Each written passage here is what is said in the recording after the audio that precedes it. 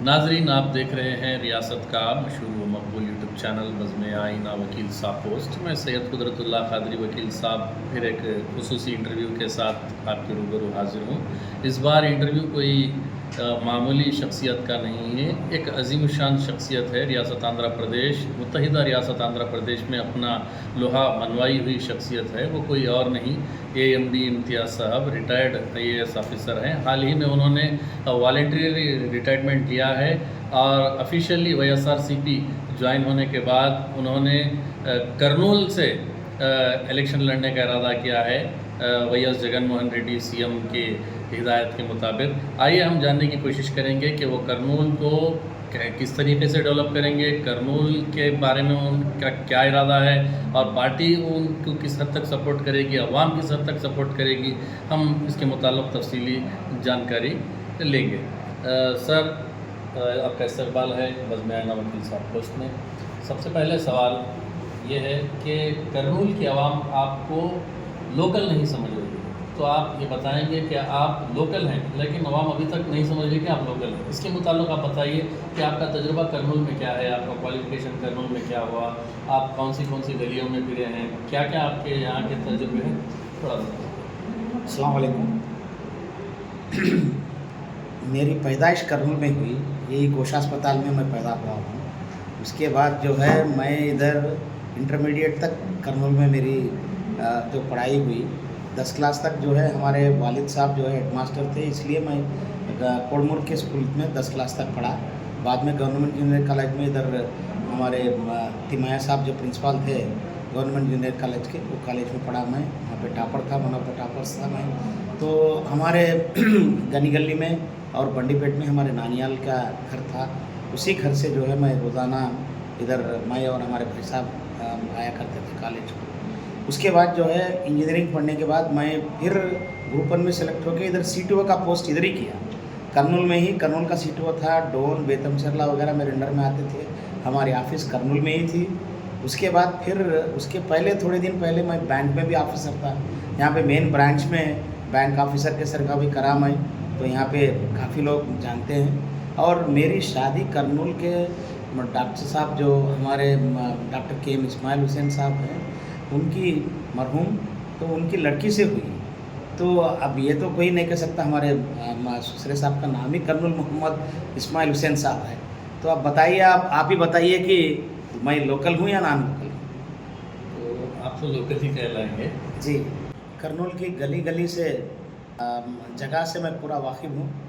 हम लोग, मैं और मेरे भाई साहब, हमारे दोस्त जो है पूरा फिरा करते थे करनूल। और पढ़ाइयों में पढ़ाई करने के वास्ते हम लोग सिक्याम सेंटर में हमारे दोस्त रहते थे, उनके घर जाके उनके घर में पढ़ाई करते थे, कंबाइंड स्टडीज़ करते थे मैं और हमारे भाई साहब। उसके बाद जो है हम लोगों का मेन ये था कि नेताजी में कभी पिक्चर अच्छी लगी तो वहाँ देख लिए, श्री राम में पिक्चर अच्छी लगी देख ली, राधा कृष्णा में शोले पिक्चर बचपन में देखा था।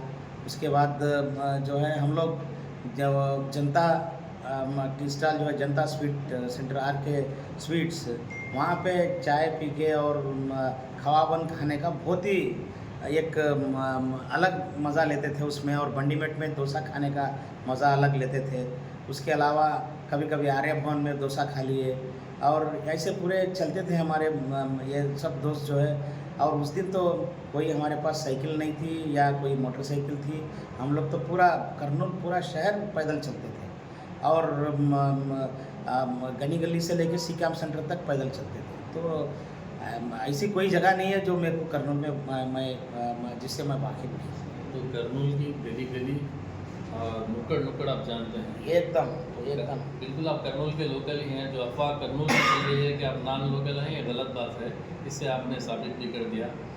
तो ये IAS ऑफिसर होने के नाते खुद के डिस्ट्रिक्ट में कर नहीं सकते, ये रूल है।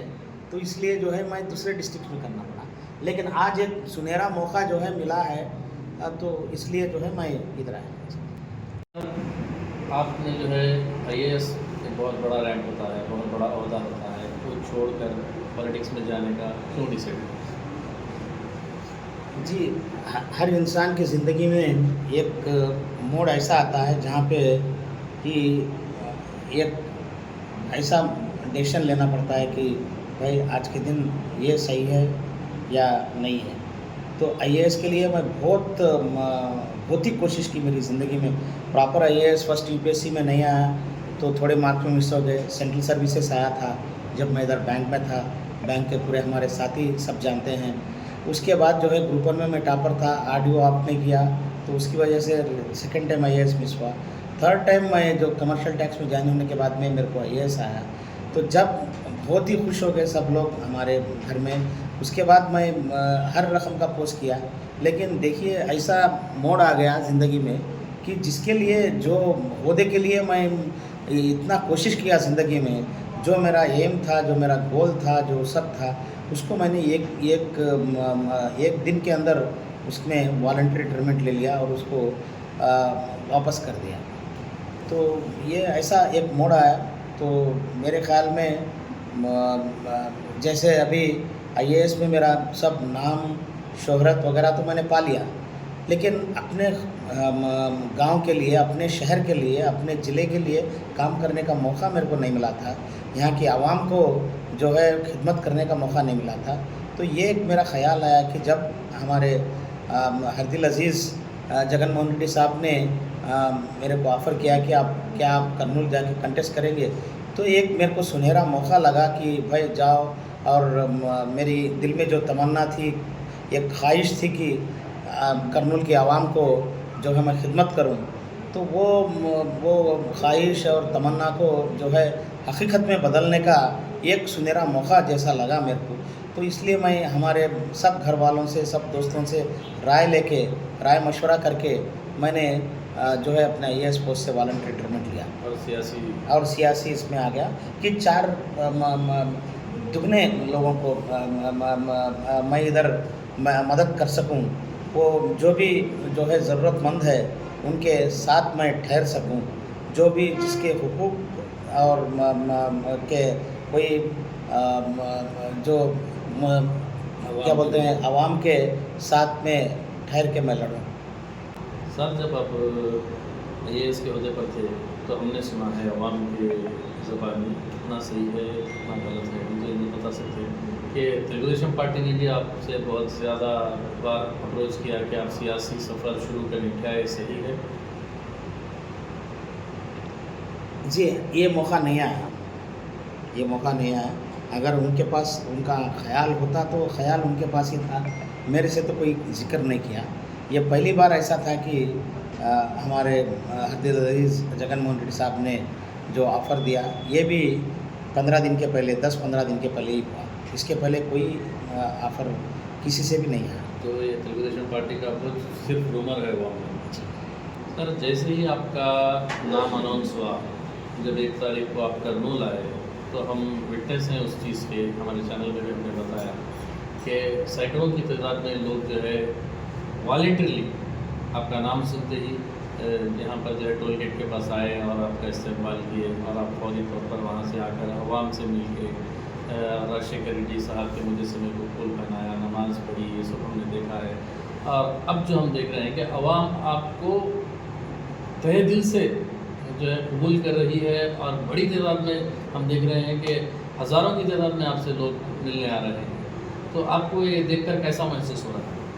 कि बहुत खुशी महसूस हो रही कि कर्नूल की आवाम जो है तहे दिल से मुझे जो है यहाँ पे वेलकम कर रही है। तो ये और जो तलब थी मेरे में, जो ख्वाहिश थी कि मैं सबके साथ ठहर के आवाम के लिए लड़ूं, आवाम की जो है खिदमत करूं, तो और मेरे को जो है मेरी उम्मीदें और मजबूत हुई। तो मैं इंशाअल्लाह मैं तहे दिल से जो है चाहता हूं कि ऐसे ही सपोर्ट करें और कर्नूल को एक अच्छा शहर बनाने में मेरी मदद करें। जब से आप कर्नूल आए उस वक्त से एसपी ग्रुप हो या एचके ग्रुप हो बहुत ही जो है आगे बढ़ चढ़कर जो है आप जो है आवाम में पेश कर रहा है और आवाम भी आपको फास्टली एक्सेप्ट कर रही है। तो ये जो वाईसीपी के वादे हैं बहुत सारे 90% वादे पूरे भी हैं। तो आने वाले इंतखाबात में मुस्लिम माइनॉरिटीज़ के लिए क्या वादे होंगे, क्या आप जानते हैं? अगर वादे किए होंगे तो किस हद तक पूरे होंगे? मुस्लिम अक़लियतों के लिए बिलख़ुसूस आप तो मुस्लिम माइनॉरिटी प्रिंसिपल सेक्रेटरी के हैसियत से भी काम किए हैं, तो कर्नूल के अवाम को बिलख़ुसूस मुस्लिम अक़लियतों को डेवलप करने के लिए आप पर्सनली कुछ काम करेंगे क्या? इंशाल्लाह। जैसे पहली बात तो मैं ये कहना चाहता हूँ कि वाईएसआरसीपी पार्टी जो है हर माइनॉरिटी के हक़ में लड़ने की पार्टी है। और ये पार्टी जो है राजशेखर रेड्डी साहब मरहूम जो चीफ मिनिस्टर थे, उन्होंने जो रिज़र्वेशन इंट्रोड्यूस किया 4% रिज़र्वेशन, जिसके तहत जिसके बल पर हमारे कई सैकड़ों नौजवान लड़का लड़कियां नए हमारे जो है बच्चियां ये सब जो है इंजीनियर बने, डॉक्टर बने और कई पोस्ट में उनको जो है हासिल किया। तो ये रिज़र्वेशन जो है ये बहुत बड़ा बेनिफिट है जिसको वाईएसआरसीपी पार्टी कंटिन्यू कर रही है। और कई ताकतें जो है ये नहीं चाहते कि ये रिज़र्वेशन हो। तो ये रिज़र्वेशन जहाँ पे इसके ऊपर कई केसें भी है, तो सुप्रीम कोर्ट में ये इस केसेस के लड़ने के लिए वाईएसआरसीपी गवर्नमेंट ने बहुत बड़े बड़े लॉयर को भी इंगेज किए हैं। मैं खुद दिल्ली जाके उनसे बात करके जो है ये केसेस लड़ रहे हैं। तो वाईएसआरसीपी का फर्स्ट वादा जो है माइनॉरिटीज से ये है कि 4% रिजर्वेशन कंटिन्यू होगा, हर दम पर कंटिन्यू होगा। और दूसरी बात जो है ये 4% रिजर्वेशन, क्योंकि कल तक तो ये वाईएसआरसीपी और टीडीपी के बीच में था, लेकिन आज के दिन जो है ये ऐसा मुद्दा नहीं। टीडीपी का साथ जो है बीजेपी और जनसेना से है जो 4% के ख़िलाफ़ है। तो 4% रिजर्वेशन समझिए कि अगर कोई वोट कर रहा है तो 4% के रिजर्वेशन काटने के लिए वोट कर रहा है। तो ये बात आप समझिए। दूसरी बात जो है जितने भी वादे वाईएसआरसीपी पार्टी ने किए हैं तकरीबन 99% उसको अमल भी किए हैं। जैसे इमाम मौज़नों के लिए जो है उनको तनख्वाह देना, और जैसे हाजियों को जो है सही माने पे उनको जो है असिस्टेंस देना फाइनेंशियल।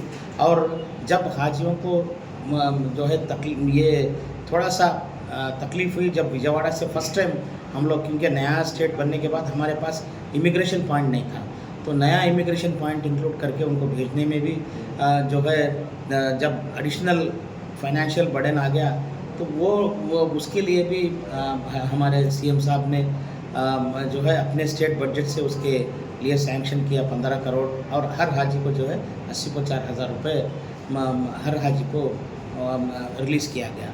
इसके अलावा वक्फ ट्रिब्यूनल को इस्टेब्लिश किया, और जो है माइनॉरिटी वेलफेयर डिपार्टमेंट के रूल्स बनाए, और ऐसे कई जो है हर नवरत्नालु पेदलंदरिकी इल्लू में माइनॉरिटीज़ को जो है सही माने पे उनको बेनिफिट दिया गया। हर स्कीम के अंदर नवरत्नालु के अंदर माइनॉरिटीज़ को सही माने पे जितने भी एलिजिबल है उन सबको जो है बेनिफिट पहुंचने का जो है ये किया गया।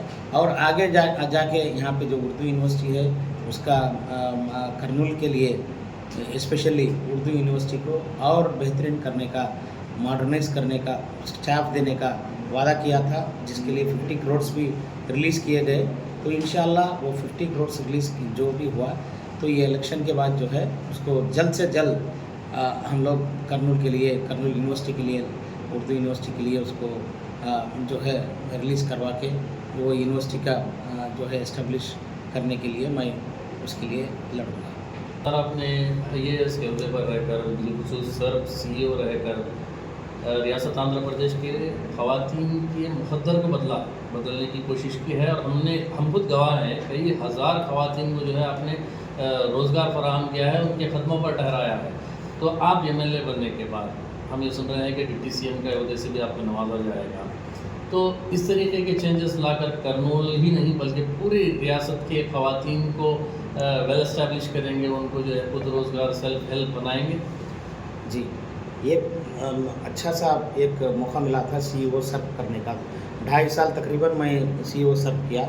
तो सेल्फ हेल्प ग्रुप के ख़वातीन को जो है जो बैंक के लोन्स दिलाने का काम, उसके साथ साथ उनको जो है कई स्कीमों से कन्वर्जेंस करके तो उनको एंटरप्रेन्योर बनाया गया। यानी कि उनको जो है एक आमदनी एक सस्टेनेबल इनकम जिसको कहते हैं, यानी कि एक अश्योर्ड इनकम जो कहते हैं, जी, वो आमदनी दिलाने की कोशिश की गई और इसमें बहुत से कामयाबी हुई और इसको पहचान कर जो है नेशनल लेवल में स्कॉच ऑर्गेनाइजेशन ने अवार्ड भी दिए सर्प ऑर्गेनाइजेशन को। लेकिन ये सर्प ऑर्गेनाइजेशन था ये रूरल एरियाज़ के ख़वातीन के लिए, जो शहरी इलाकों के लिए मेप्मा ऑर्गेनाइजेशन है। तो अब एमएलए बनने के बाद तो पहली बात तो कर्नूल शहर में मेप्मा में जितने भी सेल्फ हेल्प ग्रुप के वुमन हैं और सर्प के भी थोड़े एक दो हमारे इलाके आते हैं इसके अंदर, तो ये सब ख़वातीन के लिए रोज़गारी का उनको जो है रोज़गार का कई नए जो है प्लान हिकमतें हैं हमारे पास, तरकीबें हैं, तो जिसको जो है लागू करने के बाद ये खुद जो है एंटरप्रेन्योर बनेंगे, सक्सेसफुल एंटरप्रेन्योर बनेंगे। तो इससे जो है उनकी फैमिली की आमदनी, उनके घरदार चलने में बहुत सा उनकी तरफ से जो है एक सपोर्ट मिलेगा। तो ये लोग पूरे सब जो है सक्सेसफुल एंटरप्रेन्योर बनेंगे। तो इंशाल्लाह ये कोशिश ज़रूर की जाएगी और कर्नूल में जो है सभी ऐसे ख़वातीनों को जो है सक्सेसफुल एंटरप्रेन्योर बनाने की स्कीम बनाएंगे। आपने न सिर्फ ख़वातीन बल्कि नौजवानों की ज़िंदगी पर भी काफ़ी चेंजेस लाए, हमने देखा। बिलखुसूस आंध्र प्रदेश के अंदर ड्रोन ट्रेनिंग देकर कई हज़ार नौजवानों को जो है आपने रोज़गार दिया और वो आज मुल्क के मुख्तलिफ़ मकामात में सर्विसेज दे रहे हैं। आप आने के बाद इस तरीके से मज़ीद प्रोग्राम्स करेंगे बोल के हम उम्मीद है। इसके बारे में आप थोड़ा सा आपका तजुर्बा बताएं। इंशाल्लाह ड्रोन ट्रेनिंग के अलावा कई स्किल डेवलपमेंट प्रोग्राम्स जो है नौजवानों को, स्पेशली जो है यहाँ पे जितने भी पढ़े लिखे नौजवान हैं, क्योंकि आजकल डिग्री या इंजीनियरिंग डिग्री के साथ साथ कोई अगर स्किल सेट अगर साथ हो तो वो नौजवान जो है एक कोई भी नौकरी हासिल करने में उसके लिए आसान होगा। और दूसरी बात जो है, अगर नौकरी नहीं लेना है, नौकरी नहीं करना है, तो ये जो दूसरे जो उनका हुनर डेवलप हो गया तो वो खुद एंटरप्रेन्योर बन सकते हैं। तो ऐसे स्कीमें जो है डेवलप करने का, ऐसे स्कीमें जो है लाने का मेरा इरादा है पूरे नौजवानों के लिए, स्पेशली जो नौजवान आजकल जो है SC ST BC माइनॉरिटी के अलावा सब नौजवान, सब पूरे आवाम के सबके लिए ये करने का इरादा है।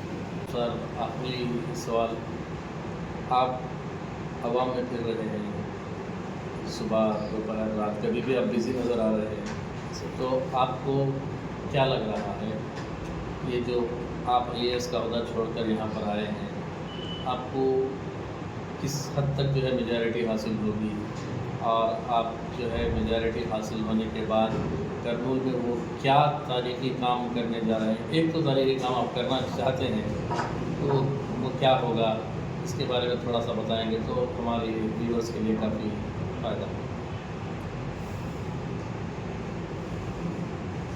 तो इंशाल्लाह मैं ये सोच रहा हूँ कि मैं ये समझ रहा हूँ कि पूरे कर्नूल की जो शहर की आवाम जो है मेरी कुर्बानी को जो है वो बहुत ही समझ रहे हैं कि ये ओहदा जो था उसको छोड़ के जो है पब्लिक लाइफ में आया हूँ। तो वो कई मैं जब किसी से भी मिल रहा हूँ, बात कर रहा हूँ, तो वो ये बोल रहे हैं कि आपने इतना बड़ा डिसीजन कैसे लिया। तो ये कि आवाम को खिदमत करने का ही माइंड वो जो है वो एक ही इरादा मेरे माइंड में था। तो जब मैं डिसीजन लिया था तो ये मैं ये सोच रहा हूँ कि कर्नूल को एक तो डेवलपमेंट के जो स्कीम्स हैं, गवर्नमेंट के वेलफेयर के स्कीम्स हैं, ये दोनों तो अमल होंगे, इसको बेहतरीन अमल करने के, बेहतरीन तरीके से अमल करने के इसमें मैं पूरी कोशिश करूँगा। इसके अलावा जो है कर्नूल शहर को एक अच्छा शहर यानी कि आइडियल शहर जिसको कहा जा सकता है, मतलब कोई आप बोलेंगे कि स्मार्ट सिटी की में जस्ट फ्लाईओवर्स या इंफ्रास्ट्रक्चर होने से ही मेरे ख्याल में स्मार्ट नहीं आता। मेरे ख्याल में खूबसूरती जो है वो इंफ्रास्ट्रक्चर से भी नहीं, खूबसूरती जो है आपके जो वैल्यूज़ हैं आप में, जो आपके लिए जो आप बड़ों के लिए इज़्ज़त है, या आपके सोसाइटी में क्या लिटरेसी रेट है, आपके सोसाइटी में कई जो है ऐसे सोशल इल्स जिसको कहा जाता है कि वो मौजूद ना हो, कि बच्चियों की शादी जो है 18 के पहले कर दें, तो ये कोई स्मार्ट सिटी नहीं हो सकती। जहाँ पे गरीबी है तो ये स्मार्ट सिटी नहीं हो सकती। जहाँ पे कोई भूखा है ये स्मार्ट सिटी नहीं हो सकती। जहाँ पे जो है जो पोल्यूशन है, जो मुआशरे में जो ये पोल्यूशन जो है, हम लोग आने वाले नस्ल को देने का एक बहुत ही मतलब एक पॉइज़न की तरह मैं मानता हूँ। तो इसको जो है आप कम करें, पोल्यूशन को कम करने के क्या स्टेप्स ले सकना है। तो मेरे ख़्याल में एक तरफ infrastructure, civic communities, employment opportunities, इसको बढ़ाते हुए एक अच्छा सा शहर बनाएं और ख़वातीन को जो है उनको एंटरप्रेन्योरल स्किल्स उसके साथ साथ जो है शहर को स्मार्ट शहर बनाएं। यानी कि ऐसे वैल्यूज़ जो है सोसाइटी में लेके आएँ जिससे जो है social development parameters, human development index में जो है हमारा शहर जो है एक अच्छा सा नाम कमाए। और कोई भी जो है कर्नूल शहर से है तो वो अगर कोई कहा जाए तो कर्नूल का नाम ऐसे इसमें हो कि यहाँ की जो है जनता जो है, यहाँ की जो आवाम जो है एकदम मतलब बहुत बेहतरीन आवाम है, ऐसा मतलब नाम है। तो ये मेरी कोशिश रहेगी इंशाअल्लाह। आपका कीमती वक्त देने के लिए बहुत बहुत शुक्रिया। Best of luck. उम्मीद करते हैं कि आप हमारे शहर के एमएलए भी बनेंगे और रियासत के डिप्टी सीएम भी बनेंगे और